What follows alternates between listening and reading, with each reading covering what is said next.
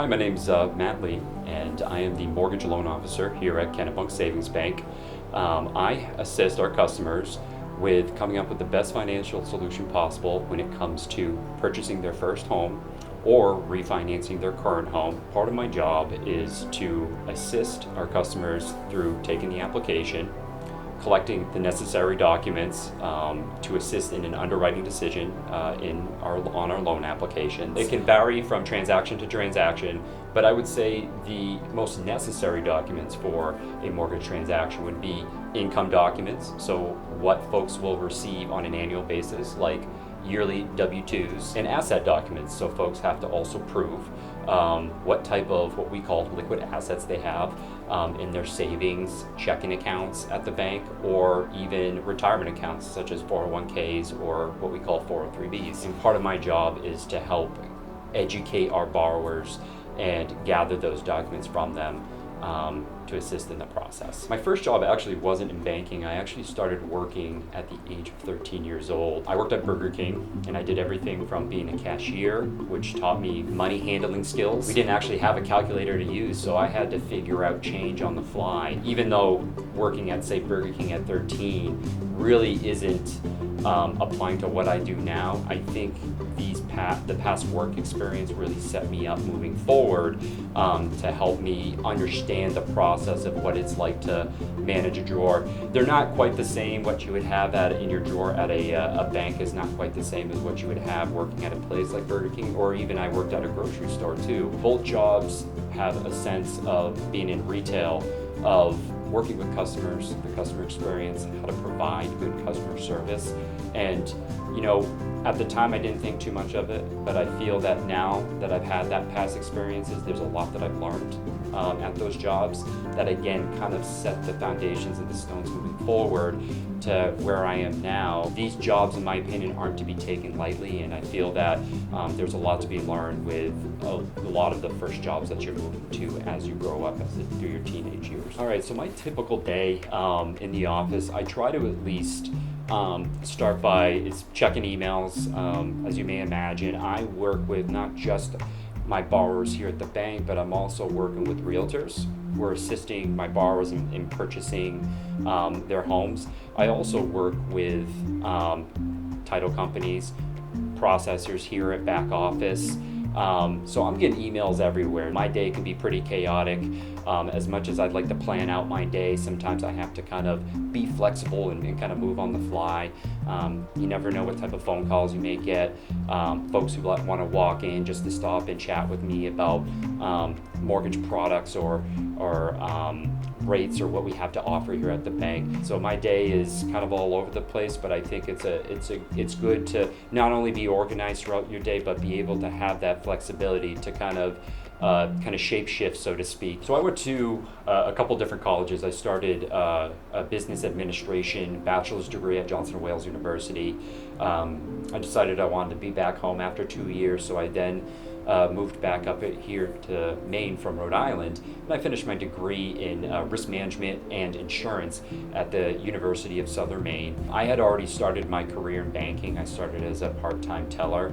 I felt that it was important for me to gain work experience as well as the necessary tools for my education, and it was important to me to get those maybe at the same time. I felt that in combination it would really set me up for success moving forward. To be honest with you, I didn't even really know I wanted to go into banking. I wasn't really at the time quite sure what I wanted to do with a business administration degree, and I thought that I would just give banking a shot, and it turned out that I really kind of fell in love with it. I started college thinking that I was going to get my degree in graphic design. My backup plan probably would have been in the fashion industry. I did spend some time working in a shoe industry doing product development and design for a men's hand-sewn shoe company, which was a really good experience. I got to see the back end of what it's like in the factories and how to guide folks through creating and making shoes. Part of my job was to help design and prototype shoes and how to teach different stages of the factory making process on how to make that shoe, and I thought that really helped me do what I do now, because I still have to guide my mortgage borrowers through step-by-step processes. I can actually tell now when shoes they look genuine hand sewn, but they're not, and you can actually tell by the knot underneath.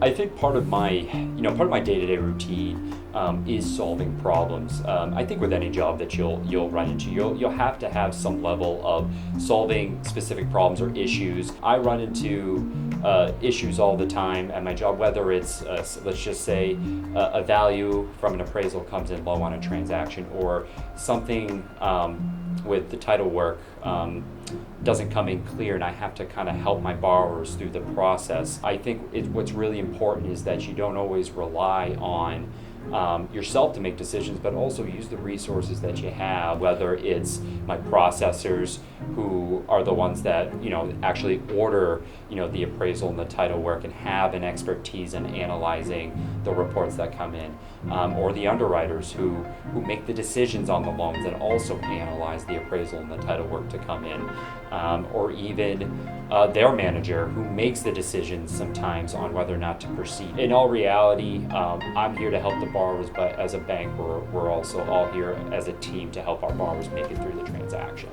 If I were to kind of sit down and reflect upon what I could have changed in my decision-making process, or tell my younger self what I should have done moving forward in my career, I think I would probably say maybe have more of a solidified plan on what I wanted to do with my career. I had a kind of a broad degree, but I never really took the time to sit down and ask myself the question, what I wanted to do with my career. And I think it's really important, now that I reflect on that, to kind of sit and have a plan and then a backup to that plan, and maybe even a plan C, so to speak, just in case, say, choice one doesn't work out. I feel very fortunate that in my career in banking, I've been doing it for 12 to 13 years now, that I was surrounded by really good people who helped guide me through my career and kind of showed me the way through, and that I most certainly enjoyed it. And I think that's really what's important, is that I think to make money is one thing, but to really enjoy what you do on a day-to-day basis is another. And it's really important, I think, mentally in everybody's career.